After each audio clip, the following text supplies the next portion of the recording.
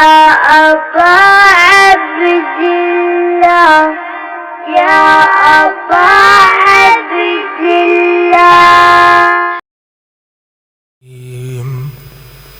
بسم الله الرحمن الرحيم الحمد لله رب العالمين والصلاة والسلام على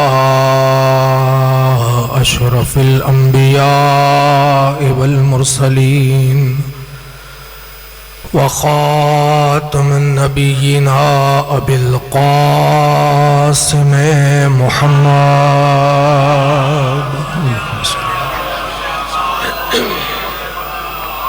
وأهل بيته الطيبين الطاهرين المعصومين المظلومين واللعنة الدائمة على أعدائهم أجمعين من الآن إلى قيام يوم الدين أما بعد فقد قالت فاطمة أيها الناس اعلموا أني فاطمة أبي محمد صلوات محمد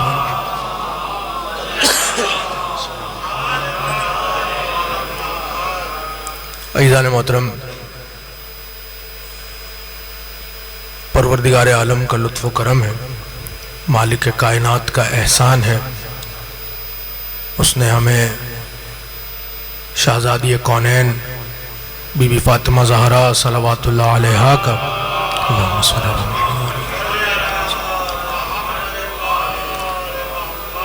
ज़िक्र करने के लिए और ज़िक्र सुनने के लिए मुंतखब किया है।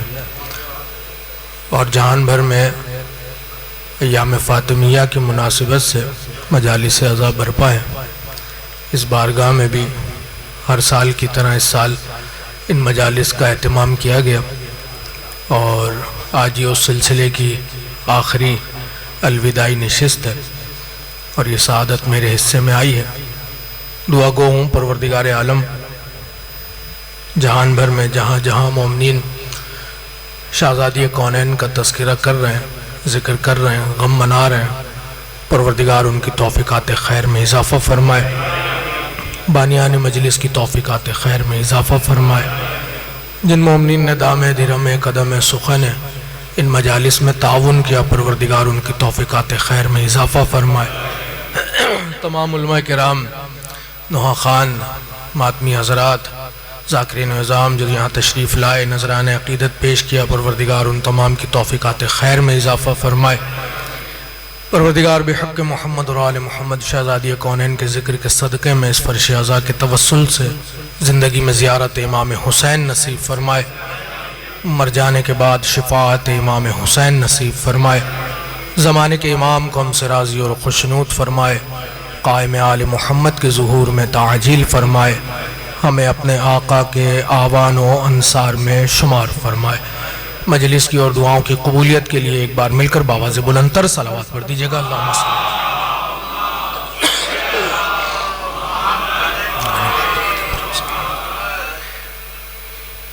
तबर्रुकन चंद गुजारिशात हैं। 7वीं ये मजलिस है इस सिलसिले की। 6 रोज़ तक आपने मुख्तलिफ़ उलमाए किराम को, बुज़ुर्ग उलमाए किराम को समाअत फरमाया।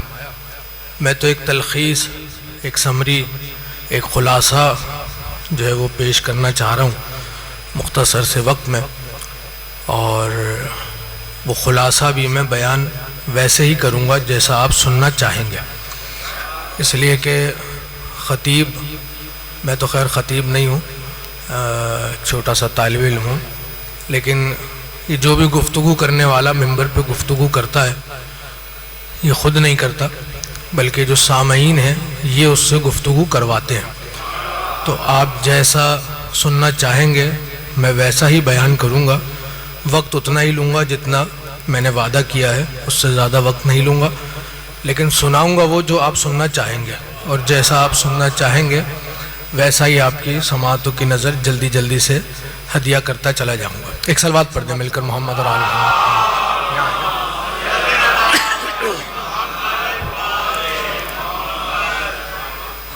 आपकी तवज्जुहात का तालिब हूँ। उमूमन होता यह है कि मजलिस के आगाज़ में जो तकरीर का सरनामा करार दिया जाता है वो उमूमन कुरान मजीद की आयत होती है, और आपने गौर किया कि मैंने सरनामे में ज़ाहिरन कुरान मजीद की आयत को उन्वान करार नहीं दिया। मैंने एक मशहूर व मारूफ तकरीर है, एक मारूफ खुतबा है, उस खुतबे का एक जुमला है, उस जुमले को मैंने सरनामा कलाम करार दिया है। और इसमें परेशान होने की बात इसलिए नहीं है कि जो कुछ भी कलाम ख़त्मिया मरतबत की ज़बान अक़दस से जारी हुआ वो या तो कलाम इलाही कहलाया या हदीस पैगंबर कहलाया। और जब कभी भी सुनने वाले के कानों से गुज़रा तो फ़र्क महसूस करने वालों ने फ़र्क महसूस किया कि इसमें कलाम इलाही कौन सा है और इसमें कलाम ख़त्मिया मरतबत कौन सा है।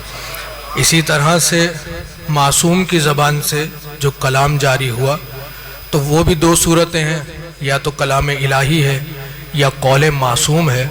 और सुनने वालों की समाअतों से जब भी अल्फाज टकराए तो वो फ़र्क महसूस कर पाए कि इसमें कलाम इलाही कौन सा है और नहजुल बलागा का कलाम कौन सा है।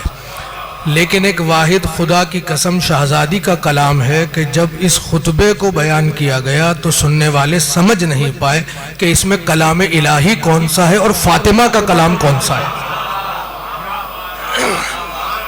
ये बिलखुसूस उनके लिए बात है कि जो अरबी अदब जानते हैं और फसाहत और बलागत को समझते हैं, इसलिए कि लोग हैरान हैं, इस खुतबे को देखकर परेशान हैं और समझ नहीं पा रहे कि इसमें कलाम इलाही कहाँ है और कलाम फ़ातिमा ज़हरा कहाँ है। गोया लोग फ़ातिमा के कलाम को भी कलाम इलाही ही समझ रहे हैं, और हकीकत भी यही है कि कलाम फ़ातिमा कहते ही उस कलाम को है कि जहाँ पर कलाम इलाही भी खामोश हो जाता है। मैंने एक जुमला अर्ज़ किया आपकी खिदमत में, जैसे आप सुनेंगे मैं वैसे सुनाऊंगा। कलाम इलाही खामोश हो जाए जहाँ, और जहाँ उसका कलाम चलता रहे उसी को ज़बान शरीयत में फ़ातिमा ज़हरा कहा जाता है। खुतबा है, खुतबा फ़दक, और खुतबा दिया गया है दरबार में। वो सारा माहौल और उसका जो बैकग्राउंड है वो आप सबके जहन में महफूज है। और गुफ्तगू होते होते, गुफ्तगू करते करते शहज़ादी इस मंजिल पर आई जिसे मैंने सरनामा कलाम करार दिया। एक मरतबा एक जुमला का, या अय्युहन्नास, ए लोगों। सबसे पहली बात यह है कि जिन लोगों के दरमियान ये गुफ्तगू हो रही है वहाँ शायद और भी कुछ अल्फाज इस्तेमाल किए जा सकते थे। या अय्युहन्नास का मतलब होता है ए लोगों। वहाँ ये भी तो कहा जा सकता था ए मेरे बाबा के चाहने वालों, ए मेरे बाबा की बज़्म में बैठने वालों, ए असहाबे रसूल, ए मेरे बाबा पे जान निछावर करने वालों, ए मुसलमानों, ए मोमिनों। लेकिन न मुसलमान कहकर मुखातब किया गया है, हाँ तवज्जो फरमाइएगा, न मोमिन कहकर शहजादी ने मुखातब किया है, न कलिमा गो कहकर मुखातब किया है, न असहाब कहकर मुखातब किया है, बल्कि अय्युहन्नास, ए लोगों। ये जो ए लोगों कहा, ये क्यों कहा? इसलिए कहा, वैसे तो बहुत सारी वजह हैं, लेकिन क्यों कहा? इसलिए कि पैगंबर अकरम क्या असहाब के लिए पैगंबर बनकर आए हैं? पैगंबर अकरम क्या सिर्फ मुसलमानों के लिए पैगंबर बनकर आए हैं? पैगंबर अकरम क्या सिर्फ मोमिनों के लिए पैगंबर बनकर आए हैं? खत्मिय मर्तबत क्या सिर्फ मक्के और मदीने के रहने वाले लोगों के लिए नबी बनकर आए हैं? नहीं, खत्मिय मर्तबत तो तमाम आलमीन के इंसानों के लिए रसूल बनाकर भेजे गए हैं। तो शहजादी कौनैन ने या अय्युहन्नास कहकर इस बात का दर हकीकत इजहार किया है कि अपने बाबा की जानशीन खड़ी है यहाँ पर। अगर बाबा सिर्फ मोमिनों के लिए होता तो मैं भी या अय्युहल मोमिन कहकर खिताब करती, लेकिन मैंने या अय्युहन्नास इसलिए कहा कि मेरा बाबा लोगों के लिए है तो मेरा खिताब भी लोगों के लिए है। ये सिर्फ आज के जमाने तक महदूद ना रह जाए, जब तक हशर बर्पा ना हो जाए तब तक कलाम सैयदा बाकी रह जाए। यानी आज के जमाने के लोगों को भी शामिल करते हुए बीबी ने मुखातिब किया, या अय्युहन्नास, ऐ लोगों, इअलमू, जान लो।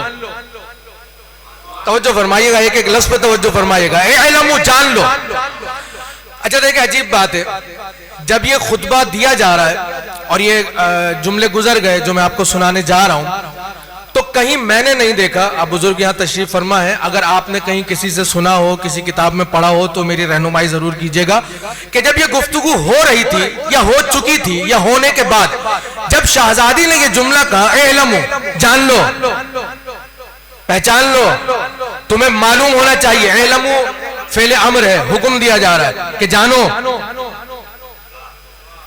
तवज्जो फरमा रहे, जानो। अगर कोई बच्चा, छोटा बच्चा किसी बुजुर्ग से कहे कि ए इल्म, तो उसको फौरन चुप करा दिया जाएगा। अरे तुम्हारी क्या हैसियत कि तुम बुजुर्ग से कहो ए इल्म? बुजुर्ग को चाहिए कि वो बच्चे से कहे कि ए इल्म, तुम जान लो, तुम समझ लो, तुम पहचान लो। लेकिन शहजादी ने जब ए इल्म कहा तो मैंने ना पढ़ा, ना मैंने देखा, ना मैंने किसी से सुना कि पहले या बाद में या उस तकरीर के दौरान किसी फर्द में ये जुर्अत हुई हो कि वो उठकर ये कह दे कि आप हमें क्या सिखाएंगी, हम तो आपसे ज्यादा जानने वाले हैं। लेकिन शहजादी का ये कहना ए इल्म, तुम जान लो, ये कहा ही वहां जाता है जहां सामने वाला जानता ना हो। हाय हाय हाय हाय। अब इसे अल्लाहुम्मा सल्ली अला मुहम्मद व आले मुहम्मद। अब इसी लफ्ज को मैं आम जबान में कह दूं, यानी सामने अगर जाहिल हो तो उसे कहा जाता है कि तुम जान लो, आलिम को नहीं कहा जाता कि आप जान लीजिए, जाहिल को कहा जाता है कि तुम जान लो। तो गोया सबकी खामोशी बता रही है कि यहाँ जितने बैठे हैं सब जाहिल हैं, आलिम अगर कोई है तो फातिमा ज़हरा है, एक ही आलिमा फातिमा ज़हरा है। इल्म जान लो, इसलिए कि तुम जानते ही नहीं हो। अच्छा क्या जान लो, क्या जान लो? अन्नी फातिमा, मैं फातिमा हूं। ये अजीब सी बात है। यहां जितने अफराद साहिबान तशरीफ फरमा है, मैं दावा तो नहीं कर रहा, लेकिन ये इस यकीन और इस उम्मीद पे कह रहा हूं, आप सब मुझे जानते हैं, सही? और अक्सरियत वो है जो मुझे नाम से भी जानती है, वरना चेहरे से तो सभी जानते हैं। एक अरसा हो गया यहाँ आते जाते। अब ये मिंबर पे मैं बैठा हूँ, मुझे आपने तकरीर के लिए बुलाया और यहाँ मैं आपसे कहूँ आप मुझे पहचान लें, मैं नजफ अली आब्दी, मैं मौलाना। तो आप कहेंगे मैं किसको बिठा दिया? गौर नहीं किया आपने मेरी बात पे? अच्छा, जो जा रहा होगा ये कहता हुआ कि क्या पढ़ रही है, मुझे जान लो, मैं नजफ अली आब्दी, मैं मौलाना, तो क्या हुआ भाई इसमें? अरे तो ये कोई बताने की बात है?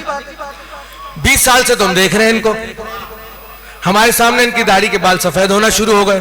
इनका क्या, हम तो इन्हें बच्चों के भी जानते हैं, इनके बच्चों के भी नाम भी पता है, तो अब इन्हें ये कहने की क्या जरूरत है टाइम जाया करने की कि मैं नजफ अली आब्दी, मैं मौलाना?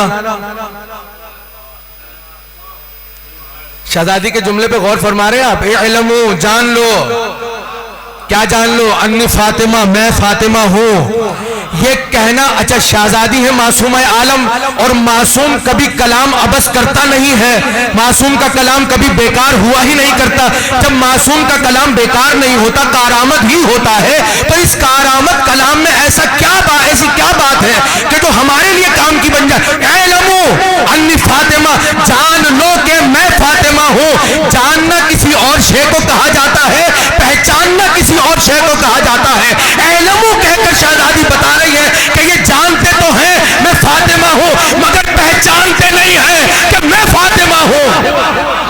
हाँ? इसलिए कहा मुझे पहचान लो। ये क्यों कहा? अगर पहचाने हुए होते तो ये नौबत ना आती कि नबीजादी दरबार में खड़े होकर तकरीर करती।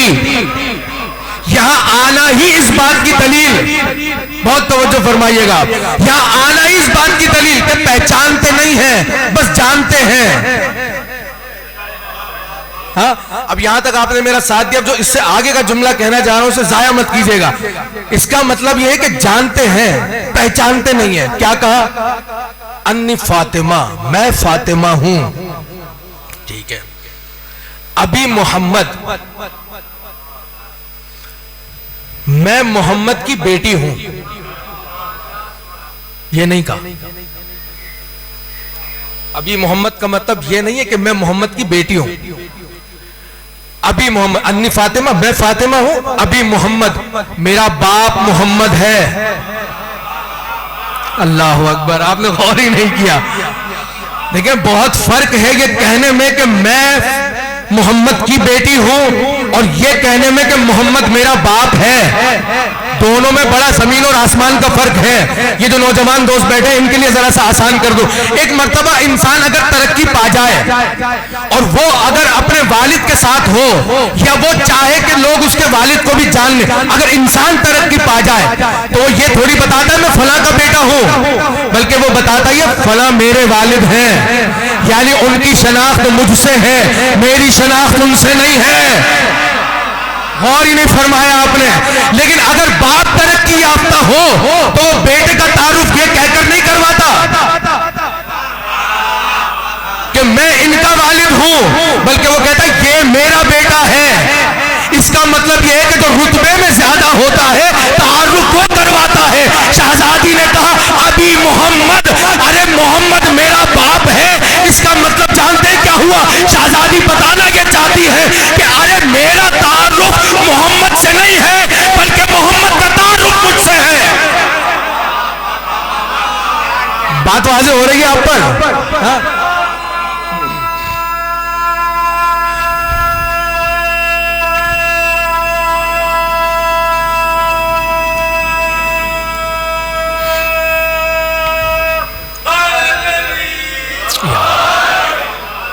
मैंने देखा कुछ चेहरों पे घबराहट आ गई कि क्या कह दिया। भाई इनका तारुफ इनसे नहीं है, उनका तारुफ इनसे है। याद दिला दूं, अभी मजलिस जब शुरू हुई थी तो आपने मजलिस में सुना कि फरिश्ते ने कहा यार रब्बे वमन तहतल किसा, परवरदिगार चादर के नीचे कौन है? तो अगर तारुफ मोहम्मद से होता तो खुदा कहता ना इस चादर के नीचे मोहम्मद है, उनकी बेटी है, उनके शोहर है, उन दोनों के बच्चे हैं। बल्कि खुदा ने क्या कहा? खुदा की कसम, खुदा से जब पूछा गया या रब्बे वमन तहतल किसा, तो परवरदिगार ने यही तो कहा था हम फातिमा व अबूहा व बालहा। इस चादर के नीचे फातिमा है, यानी फातिमा जरिया बनेंगी तारुफ का। तो लोगों पहचान लो, इल्मो जान लो, पहचान लो। अन्नी फातिमा, मैं फातिमा हूं। अभी मोहम्मद, मेरा बाप मोहम्मद है। इल्मो जान लो। कितनी अजीब मंजिल है ये, जान लो। अच्छा अल्फाज बहुत सारे हो सकते हैं जो यहां पर इस्तेमाल किए जा, मैं अगर उस तरफ चला गया तो सन्नाटा हो जाएगा, क्योंकि लोग इस तरह की बातें बहुत ज्यादा सुनने के आदी नहीं है, बल्कि अक्सर और बेशतर तो लोग टोटे सुनने के आदी हैं। और मेरे पास टोटे नहीं है, मैं एक ही मौजूद सुनाऊंगा आपको, ये ध्यान में रखिएगा। तो मैं इधर उधर जाऊंगा तो शायद मौजूद थोड़ा सा खुश्क ना हो जाए, तो मैं इसी पैराहे में रहकर बात करना चाह रहा हूँ। इल्मु जान लो। इल्मु के अलावा बहुत सारे अल्फाज हैं जो इस्तेमाल किए जा सकते हैं इस मौके पर, मगर इल्मु में वाज़े तौर पर इल्म झलक रहा है। जान लो, जान लो, तुम्हें इल्म होना चाहिए, तुम जाहिल हो। इसका मतलब यह हुआ कि नबी की बेटी घर से बाहर आती भी है तो फालतू में नहीं आती, इल्म बांटने ही आती है। हाँ गौर फरमा रहे हैं आप? घबराइएगा नहीं, अभी तो मैं तकरीर शुरू कर रहा हूं। अभी घर से आई है और इल्म जान लो, तुम्हें मालूम होना चाहिए, तुम्हें इल्म होना चाहिए। हमारे यहाँ मसला क्या है? हमारे यहाँ इल्म को बहुत सारी दूसरी चीजों से जोड़ दिया जाता है। अब एक बात जहन में आ गई तो शेयर कर दूं आपसे। अभी कल परसों हम बैठे थे किसी जगह पर, तो बात हो रही थी लोगों पर, बहुत तवज्जो फरमाइएगा आप। तो बात हो रही थी लोगों पर कि लोग क्या हरकतें कर रहे हैं। तो किसी हमारे एक दोस्त ने कहा कि यार देखो इतनी उम्र हो गई इनकी और जाहिल के जाहिल है। तो मैंने कहा भाई उम्र का इल्म से क्या ताल्लुक है?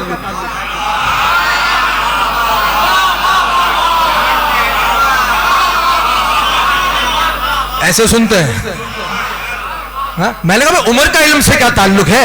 ऐसा थोड़ी है कि बचपने में अबू जहल कोई आलिम था या बचपने में अबू जहल था और जैसे जैसे उम्र बढ़ रही थी तो इल्म बढ़ रहा था। भाई अबू जहल पैदा हुआ तो अबू जहल था, अबू जहल जवान था तो अबू जहल था, अबू जहल मर गया तो अबू जहल था। तो वो तो फरमा रहे आप, इसलिए कि इल्म का उम्र से कोई ताल्लुक ही नहीं है। सनों साल की बात कर रहा हूं मैं, उससे कोई ताल्लुक ही नहीं है हमारे यहाँ। लेकिन होता ऐसा ही है, जब बच्चा दुनिया में आता है तो वो आलिम नहीं होता, जाहिल ही होता है। फिर उसको पढ़ाया जाता है, लिखाया जाता है, समझाया जाता है, सिखाया जाता है, फिर पढ़ते पढ़ते वो एक मौका ऐसा आता है कि लोग उसको कहते हैं बहुत पढ़ा लिखा है। इसका मतलब है कि पैदाइशी पढ़ा लिखा नहीं है, मंजिलें तय करेगा तो पढ़ा लिखा कहा जाएगा। ये हमारे और आपके यहाँ है, लेकिन शहजादी ने दरबार में आकर ऐलान किया, इल्मो, मैं तुम्हें इल्म की खैरात देने के लिए आई हूं। अगर अभी भी नहीं पहचाने थे तो अब पहचान लो, मैं हूं फातिमा। ये जो इल्म बांटने के लिए आई है, इसका ताल्लुक सनो साल के साथ नहीं है। हाँ, हमारे और आपके यहाँ होता है, बच्चा दुनिया में आता है, जाहिल होता है, जवान होता है, कुछ पढ़ता है, थोड़ा आगे बढ़ता है तो और पढ़ता है, लेकिन आले मोहम्मद के घराने में खुदा की कसम ऐसा कुछ भी नहीं है। इनके यहाँ तो अभी दुनिया में आता है तो कभी आगोश रिसालत में तौरात पढ़ता दिखाई देता है, कभी ज़बूर पढ़ता है, कभी इंजील पढ़ता है, कभी कुरान की तिलावत करता है। इनके घराने का तो मिजाज ही अलग है। अरे आते के साथ ही पेशानी को सजदे खालिक में रखकर सुभान रब्बियल आला कहता हुआ दिखाई देता है। और हद हो गई, नोके नेज़ा पर कुरान पढ़ के बताता है तुम्हारे यहाँ इल्म के लिए उम्र की कैद है, हमारे यहाँ हयात की भी कैद नहीं। बात अगर पहुंचा सका,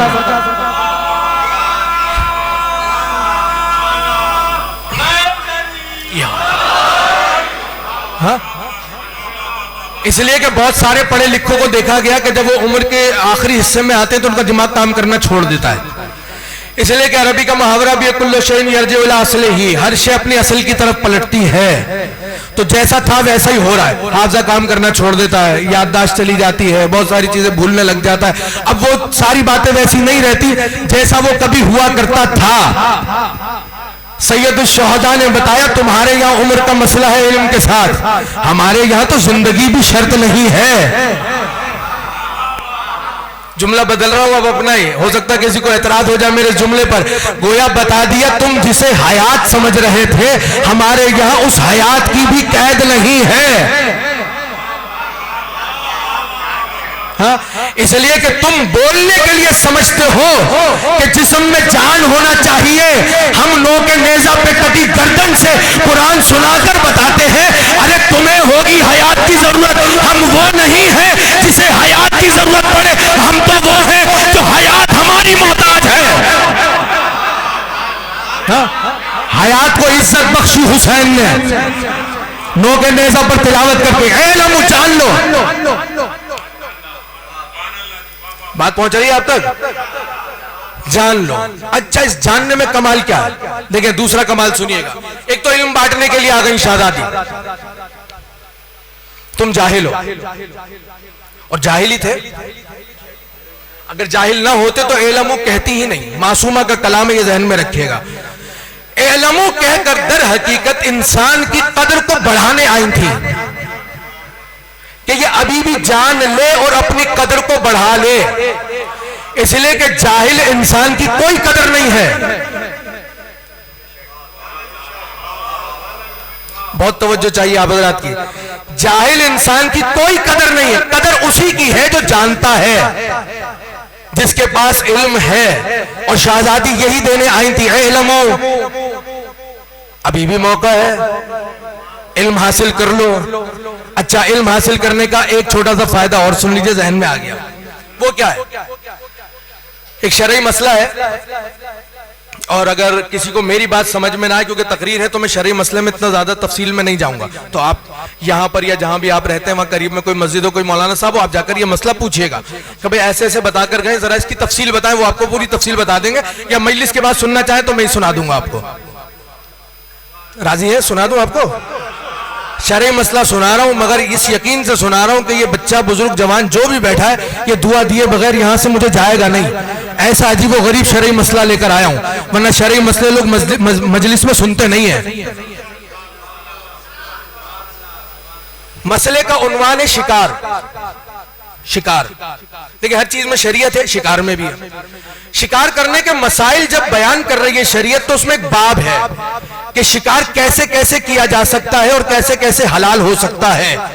उस बाब में तस्करा है कि अगर शिकारी कुत्ता शिकार करे तो जिसको शिकार किया है वो हलाल है।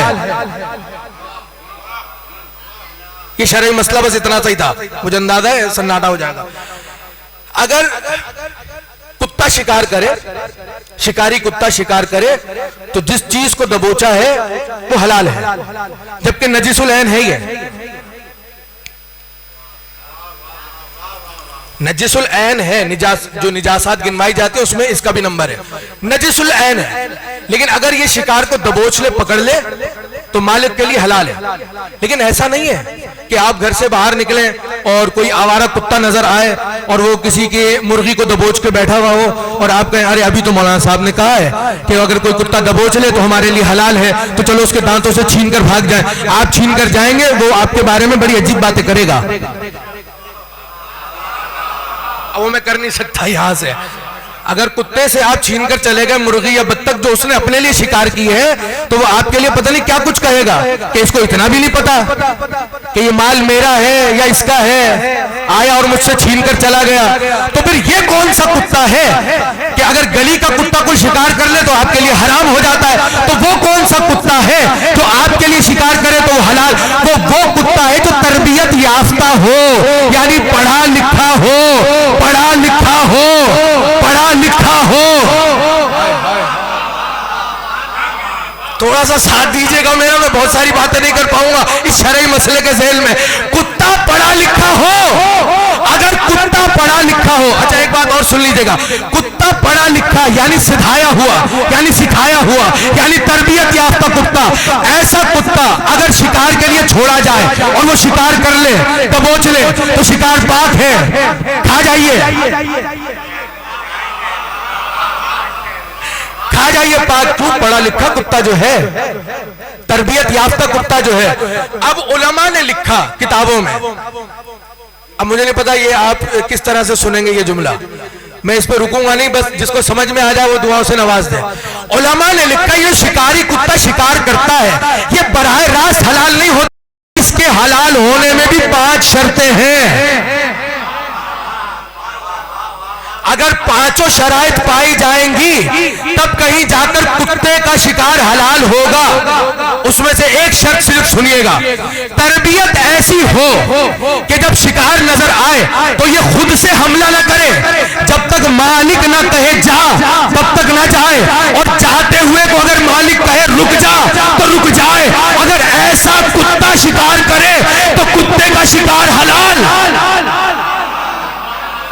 गौर नहीं फरमा रहे आप उस तरह से? हाँ, अगर मालिक कुत्ते से कहे, इसका मतलब कभी कभी कुत्ता भी उस मंजिल पर होता है कि मालिक अगर कहे रुक जा तो रुक जाता है, मालिक अगर कह दे चला जा तो चला जाता है। तो अगर इंसान ऐसा हो कि मालिक कहे आ जा मगर आने के बजाय भागता चला जाए तो कुत्ता अच्छा होगा। हाँ, खामोश हो गए ये पीछे वाले, घबरा गए। हाँ, मैं शरई मसला सुना रहा हूं सिर्फ। मालिक के अब तो गुलाम होता है, अगर वो गुलाम से कहे भाई रुक जा, तो गुलाम का मैं तो नहीं रुक रहा, जा रहा हूं, और कुत्ते को कहे रुक जा और कुत्ता रुक जाए, तो आप खुद फैसला कर लीजिए दोनों में से बेहतर कौन सा है। हाँ? अच्छा, इस शिकारी कुत्ते का जो शिकार हलाल है उसके पीछे जो एक अकली दलील है वो क्या है, वो सुनिएगा और मुझे दुआओं से जरूर नवाज दीजिएगा। वो क्या है कि देखिए, जब ये शिकार करता है, बहुत तवज्जो, जब ये शिकार आपने छोड़ा, मसलन आपको कोई खरगोश हमारे हराम है, लेकिन एक मिसाल दे रहा हूं, खरगोश नजर आ गया, कोई बत्तख नजर आ गया, कोई परिंदा नजर आ गया, कोई तीतर बटेर नजर आ गया, और आपने कुत्ते को छोड़ दिया, वो दौड़ा, वो जाता है और उसको दबोचता है, पकड़ लेता है उसको, लेकिन चूंकि ये सिखाया हुआ है, ये तालीम याफ्ता कुत्ता है। अब ये उलमा ने ये नहीं लिखा तालीम याफ्ता, ये तो मैं सिर्फ अपनी बात को समझाने के लिए कह रहा हूं, तालीम याफ्ता कुत्ता, वरना वहां लिखा हुआ तरबियत याफ्ता कुत्ता, ठीक है। जबकि इंसान के लिए दोनों चीजें, तालीम और तरबियत, लेकिन वहां कुत्ते के लिए तालीम का लफ्ज नहीं है, तरबियत का लफ्ज अलबत्ता है। इसमें भी एक फर्क है, अगर याद रह गई और मौका मिल गया तो वो भी सुना दूंगा कि इन दोनों में, जानवरों के दरमियान में सिर्फ तरबियत को क्यों रखा, इल्म को क्यों नहीं रखा।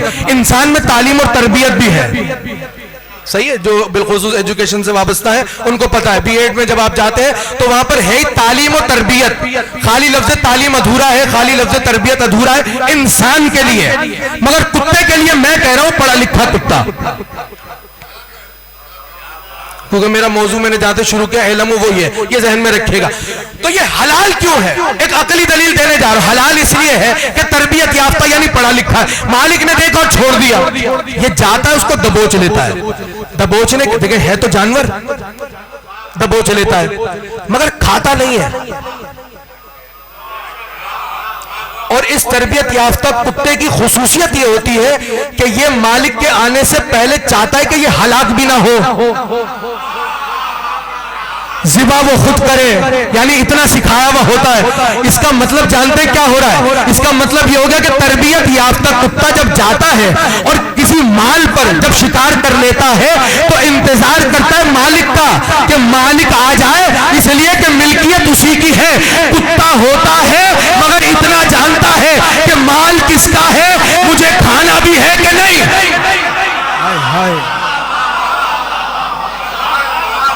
घबराए हुए कुछ चेहरे घबराए हुए मुझे अंदाजा हो रहा है। मैं शरई मसला सुना रहा हूं खाली। हाँ, आप तो इसी इलाके के, मैं दूर से आया हूं।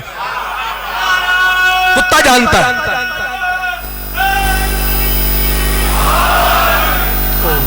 वक्त भी बड़ी तेजी से आगे निकल के जल्दी जल्दी से बात को समेटता हूं। कुत्ता जानता है कि कहां खाना है और कहां नहीं खाना। अब इसके साथ जो तरबियत का लफ्ज जुड़ा है, तालीम का क्यों नहीं जुड़ा? इसलिए कि तालीम का ताल्लुक है दिमाग के साथ। जानवर में दिमाग होता नहीं है।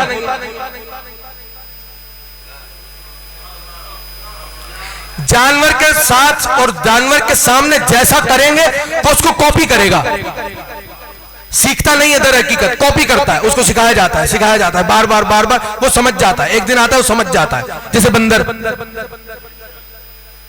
बंदर के सामने कुछ भी करें वो वही हरकतें करता है जो आप करेंगे।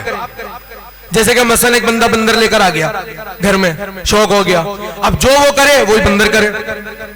बंदा चूंकि पढ़ा लिखा था तो सोचने लगा भाई मैं कुछ पढ़ने लिखने का काम करूं, हो सकता है बंदर भी पढ़ लिख जाए। और फरमाइएगा। हाँ, और ये बुजुर्ग पहुंच रहे हैं मुझसे आगे। बंदर को लिया है कि शायद बंदर भी कुछ पढ़ लिख जाए तो पढ़ने लिखने वाली हरकत करे। अब मालिक किताब लेकर बैठ जाए, बंदर भी किताब लेकर बैठ जाए। मालिक उंगली रखकर बैठ रहा है, कुछ जहरीला कुछ कह रहा है, वो बंदर भी ऐसे ही कर रहा है। मालिक ने सफ़े उठाया, कलम उठाया, कुछ लिखना शुरू कर दिया, बंदर ने भी कुछ पेन उठाकर लिखना शुरू कर दिया। अगर इजाजत है तो मिसाल पूरी कर दूं। बड़ी अजीबोगरीब मिसाल है बंदर की। मालिक ने कलम उठाया, कागज पे लिखना शुरू कर दिया। अच्छा, मालिक जो लिख रहा था वो लिख रहा था जो किताब में लिखा हुआ है। किताब को देखे यूं चला दे, किताब को देखे यूं लिख दे, किताब को देखे यूं। बंदर भी कर तो यही रहा था, देख किताब को रहा कलम चला रहा, देख किताब को रहा कलम चला रहा। मगर जो मालिक ने लिखा वो कुछ तहरीर थी, इसने जो लिखा वो सिर्फ लाइनें थी। अब मालिक ने क्या किया, अपने ही लिखे हुए सफ़ों में से एक सफ़े को उठाया और फाड़ कर फेंक दिया, और इतने में कोई आ गया, मालिक चला गया। अब बंदर को लगा कि सारे फाड़ देने चाहिए, तो बंदर भी उठा, जो कुछ बंदर ने लाइनें बनाई थी वो भी फाड़ दी। जो मालिक की तहरीर थी बंदर ने उसे भी फाड़ दिया, इसलिए कि मालिक समझ रहा था कि बंदर पढ़ लिख जाएगा। अरे बंदर देखने से पढ़ता लिखता नहीं है, उसे क्या पता तहरीर में क्या लिखा है।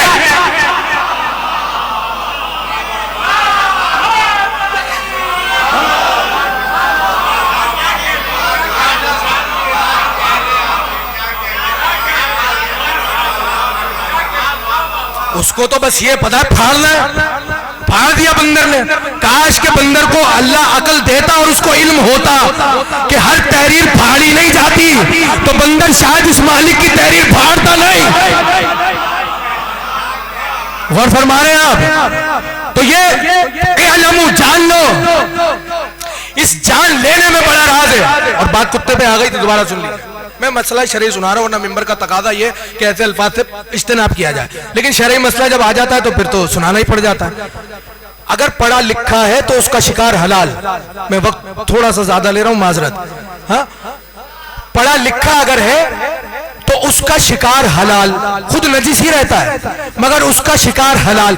इसका मतलब यह हुआ कि जो इल्म आ जाने के बाद आपके पास माल आता है वो हलाल है, ठीक है। और इल्म आने के बाद उस कुत्ते के लिए हलाल नहीं था, ये हलाल मालिक के लिए है। अगर इसके लिए हलाल होता तो ये खुद ही खा जाता। इसको तो यही तो इल्म है, इसको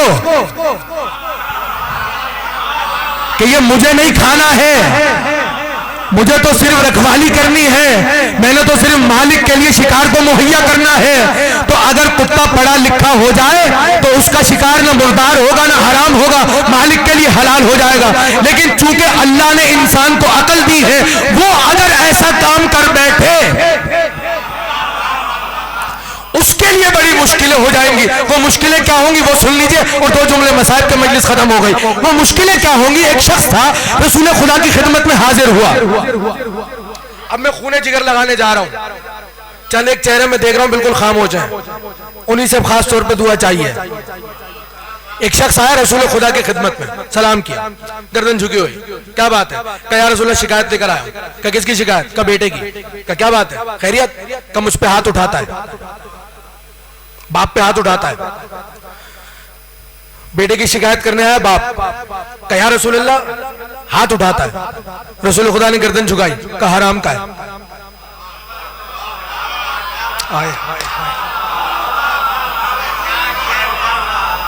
का हराम का है। अगर हलाली होता तो कभी बाप पे हाथ नहीं उठाता। यानी कोई हल ही नहीं बताया। एक दफा होता भाई चलो फला सूरा पढ़ के इस पे फूक दो, आइंदा बच्चा नहीं करेगा, ये लो मैं तावीज बना कर दे रहा है, नहीं ऐसा कुछ भी नहीं कहा, हराम का है। हलाल का होता तो कभी बाप पे हाथ नहीं उठाता, वहां तो खामोश खड़ा रहा। सलाम किया, घर से निकला, रसूल खुदा की बारगाह से निकला, बड़ी तेजी में, बड़े जलाल में, बड़े गुस्से के आलम में घर में दाखिल हुआ। दाखिल होते के साथ ही घर के दरवाजे को जोर से बंद किया, तलवार निकाली, ज़ौजा के सर पे जाके खड़ा हो गया। कहा तूने मेरे हक में खयानत की, आज तो तेरा कत्ल वाजिब हो गया। ज़ौजा ने सर उठाकर देखा, का क्या हो गया? कहा भी रसूल खुदा की खिदमत में गया था बेटे की शिकायत लेकर, वो कह रहे हराम का है, तूने मेरे हक में खयानत की। का रसूल खुदा ने कहा जिस नबी ने कहा है उसी के हक की कसम, मैंने तेरे हक में कोई खयानत नहीं की। तवज्जो फरमाइएगा, का उसी नबी के हक की कसम, मैंने तेरे हक में कोई खयानत नहीं की। हाँ अगर तू मुझे कत्ल करना चाहता है तो कर दे, लेकिन एक छोटी सी ख्वाहिश है मेरी। का क्या? का एक बार उस नबी के पास ले चल, वो नबी मेरे सामने कह दे कि मैंने तेरे हक में खयानत की, मेरी गर्दन में उतार दे। ज़ौजा का हाथ पकड़ा, लेके चला तेजी से रसूल खुदा की बारगाह में आया।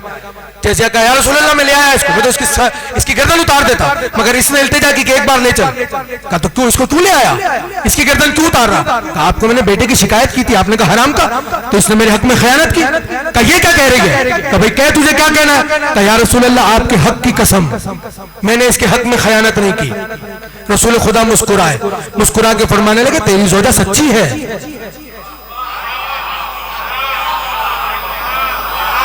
तवज्जो फरमाइएगा, जहां जहां तक बात पहुंच जाए दुआओं से नवाज दीजिएगा।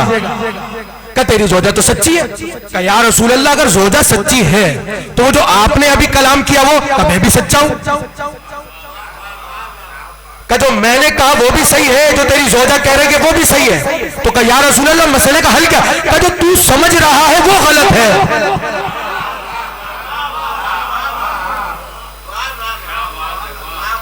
का जो तू समझ रहा है वो गलत है। कहा या रसूल अल्लाह मतलब? का मतलब वाज़ेह सी बात है, तूने बेटे की शिकायत की, मैंने कह दिया हराम का है। अब तू ये समझ रहा है तेरी ज़ौजा ने हक में खयानत की, वो कसम खा रही है और मैं गवाही दे रहा हूं कि नहीं वो झूठी नहीं है, वो सच्ची है, और जो मैंने कहा वो भी सही, तू गलत समझ रहा। का मैं क्या गलत समझ रहा? का वो जो तू समझ रहा है ऐसा नहीं है। का फिर कैसा है? का वो तुम दोनों देखो, उस पर तुम दोनों गौर करो और फिर तुम मुझे बताओ कि गलती कहां पर हुई। दोनों बैठ गए सर जोड़कर, बहुत देर तक सोचते रहे मगर कोई नतीजा नहीं निकला, और कहने लगे यार सुनो हमें समझ में नहीं आ रहा। कहा मैं तुम्हें बताता हूं। कहा ऐसा था, देखो मैं किस्सा सुना रहा हूं। ऐसा था कि तू एक दिन जा रहा था, सड़क के किनारे से गुजर रहा था, तेरे दाहिने हाथ पर जो ना एक बाग था खजूर का, वहां पर एक खजूर गिरी हुई थी, तेरी नजर पड़ी, तूने खजूर उठा ली, खजूर तूने खा ली, वो खजूर तेरे जिस्म में उतरी, गिजा बनी, गिजा से खून बना, खून मुंतकिल हुआ, वही खून बच्चे की सूरत में आ गया। चूंकि तूने बाग के मालिक को ना उसकी रकम दी थी ना उसको राजी किया था, अगर राजी कर लेता या कीमत दे देता तो तेरा बच्चा हराम का ना होता, हलाल का होता। अगर मालिक के बाग को नाराज कर दिया जाए और उसकी फसल को खा लिया जाए तो बच्चे हरामजादे होते।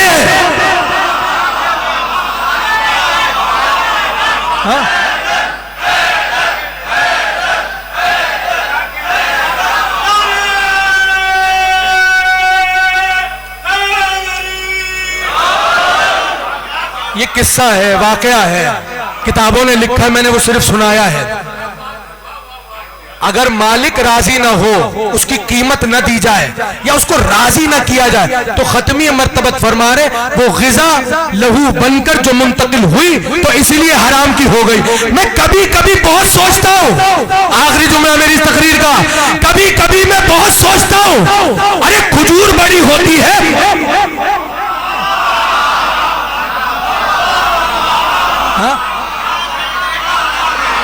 तो जो एक खजूर खा जाए तो एक नस्ल हराम। तो ये तो सिर्फ रसूल की जबान से निकला था, इसलिए कि एक ही जगह मुंतकिल हुआ था। अब जो पूरा इलाका खा जाएगा तो कयामत तक लानत आएगी।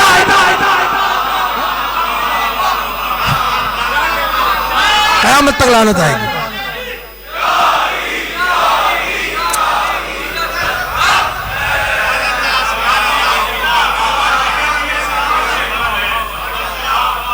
बड़ी नवाजिश आपकी, बड़ी नवाजिश आपकी। बहुत कुछ सोचा था सुनाने के लिए, मगर वक्त इतनी तेजी से गुजर जाता, क्या करें। और अभी अंजुमन आ चुकी है, नौखानी भी होनी है, मातमदारी होनी है। इल्मो, जान लो, जान लो, तुम्हें इल्म होना चाहिए, तुम्हें इल्म होना चाहिए। अच्छा, जब कह दिया कि तुम्हें इल्म होना चाहिए, उसके बाद तो हुज्जत बनती ही नहीं थी,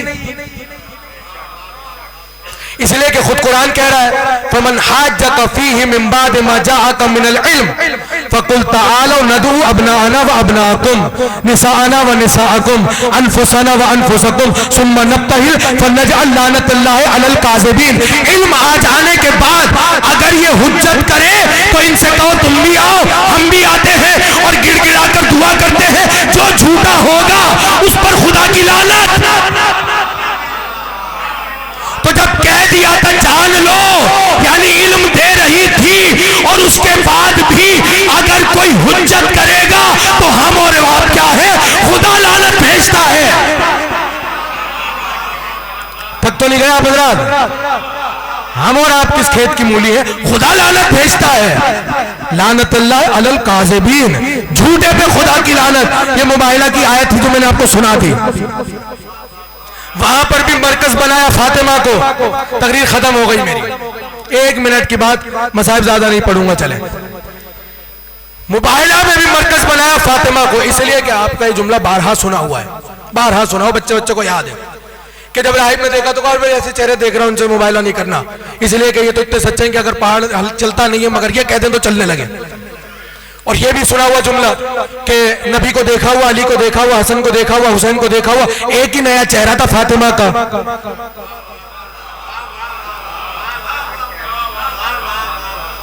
उसी को देखकर राहिब ने कहा इनसे मुबाहिला नहीं करना, इसलिए कि अगर मुबाहिला किया तो हलाक हो जाओगे, रूए जमीन पर कोई एक परिंदा बाकी नहीं रहेगा हमारा। खत्म हो गया मुबाहिला, मुबाहिला तो खत्म हो गया। एक जुमला सुनाने का दिल चाह रहा है, आपसे 10 बस्ता इजाजत देते हुए सिर्फ एक जुमला सुना रहा हूं, मुबाहिला नहीं सुना रहा आपको। बिलाल शाह, जौहर भाई सुनिएगा, रिजवान भाई, अल्लामा साहब, दुआ चाहिए आपसे। मुबाहिला के लिए चले। हो क्या रहा था, जब इल्म आ जाए और उसके बाद भी कोई हुज्जत करे तो इनको कहो कि आ जाओ, बेटों को लाओ, बेटियों को लाओ, नुफूस को लाओ, गिड़गिड़ाओ, बाहला करो खुदा की बारगाह में। जो झूठा होगा उस पर हमारी लानत आ जाएगी। जो झूठा होगा, जो झूठा होगा, इसका मतलब मुबाहिला में जो जाएगा वो सच्चा होगा।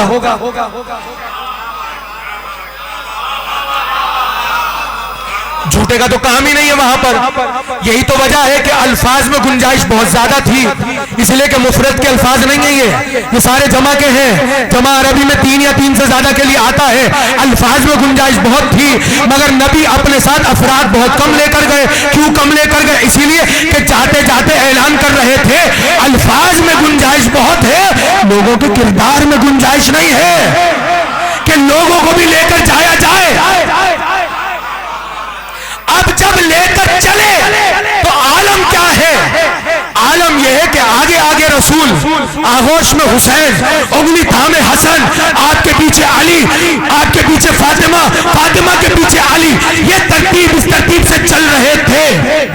तकरीर खत्म हो गई। इस तरतीब से जब ये चल रहे थे, आयत में निसाना अनफुसना अबनाना, बेटों को लाओ, औरतों को लाओ, नुफूस को लाओ। मगर जब मैंने मुख्तसर से अफराद देखे मुबाइला में जाते हुए, आंखों को बंद किया, हाथों को जोड़ा और बारगाह रसूल खुदा में कदम बोसी करके एक सवाल किया, या रसूल अल्लाह, अरे हाथों को तो उठाना था, अरे ये तो पीछे छोड़कर आ गए, इनमें से किसी को तो ले आते, किसी को तो ले आते, किसी को तो ले आते। तो जानते जवाब क्या मिला?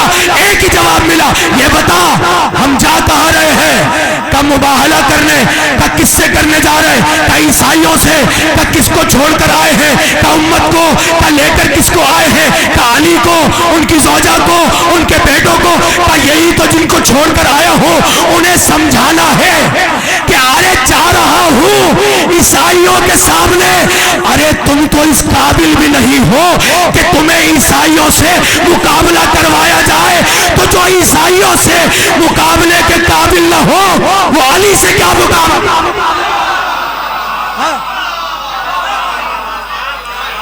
बात पहुंची आप तक? वो फातिमा से क्या मुकाबला, हसन से क्या मुकाबला, हुसैन से क्या? ईसाइयों से मुकाबले के काबिल नहीं है। खत्म हो गई बात। ये जो आज की तारीख है, ये तारीख उसकी तारीख है, उससे मखसूस तारीख है। इसी मोबाइल में जो खातून है जिसका एक जुमला बड़ा मशहूर है, बाबा मेरे बच्चे को रोएगा कौन? बाबा मेरे बच्चे को रोएगा कौन? ये सारी रिवायत आपकी बारहा सुनी हुई।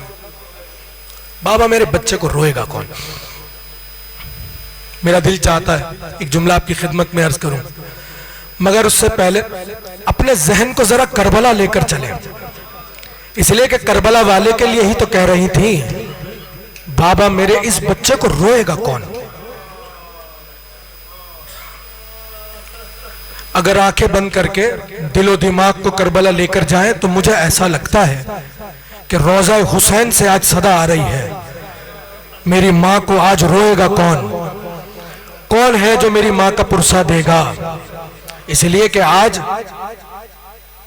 हसन और हुसैन यतीम हो रहे हैं, आज हसन और हुसैन को पुरसा देना है। अल्लाह अकबर। रोने में शर्माइएगा नहीं, मैं ज्यादा जहमत दूंगा भी नहीं आपको, मुख्तसरन चंद एक जुमले मसाइब के सुनिएगा, आंखों में आंसू आ जाएं और शहजादी राजी हो जाएं। कौन रोएगा? क्यों रोएं? क्यों रोएं? माएं तो सबकी दुनिया से चली जाती हैं, क्यों रोएं? अजब नहीं कि हुसैन पलटकर ये जवाब दें, इसलिए कि माएं जो दुनिया से जाती हैं वो बच्चों के सामने तमाचे नहीं खाती हैं। अल्लाह अकबर। मगर हमारी मां को हमारे सामने मारा गया। माएं जो दुनिया से चली जाती हैं तो कोई मां ऐसी देखी है जो 18 बरस में ज़ईफा हो गई हो? मगर हां, हमारी मां है जो 18 बरस में ज़ईफा हो गई। क्या कोई ऐसी मां देखी है कि जिसकी उम्र 18 बरस हो, वो घर के आंगन में जब चलती हो तो कभी दीवारों का सहारा लेती हो, कभी असा को थामती हो? अजरुकुम अलल्लाह। खुदा कोई गम न दे आपको सिवाय गमे आले मोहम्मद के। आप रो दिए हैं, मजलिस हो गई है। 2 जुमले सिर्फ सुनिएगा, खुदा कोई गम ना दे आपको।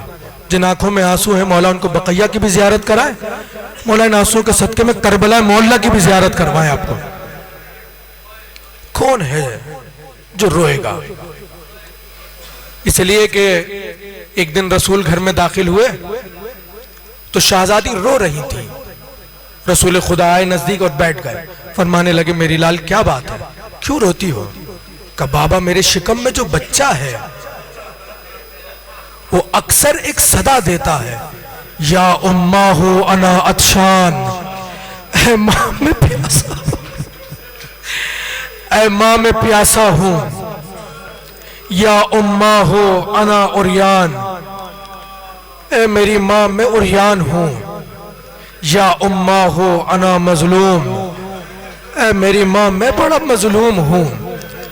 कैसा मजलूम। जाएंगे करबला तो आप देखिएगा एक दरवाजे पर लिखा हुआ है अस्सलामु अलैका या कतील अल अबरात।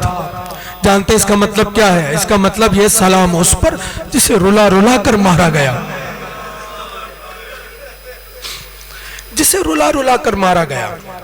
जब उसे ज़िबा किया गया तो बहन 70 कदम के फासले पर थी और शमर का खंजर चल रहा था। और उसके बाद इसी की बेटियों को, इनकी बहनों को कूफा और शाम के बाजारों में फिराया गया। मगर खुदा की कसम, ये बाजारों में, दरबारों में फिराए जाने के बाद भी किसी की जबान पर यह जुमला नहीं आया सुब्बत अलैया मसाइबुन वन्नहा सुब्बत अल अयाम सिरना लयालिया। अरे मुझ पर वो मुसीबतें आई हैं जो दिनों पे पड़ती सी रात में तब्दील हो जाते। रोने वालों, अगर ये जुमला कहीं आया तो नबी ज़ादी के ज़बान पर आया। ऐसी क्या मुसीबत आ गई? सुनेंगे दो जुमलों में मुसीबत क्या आ गई। ऐसी क्या मुसीबत आ गई?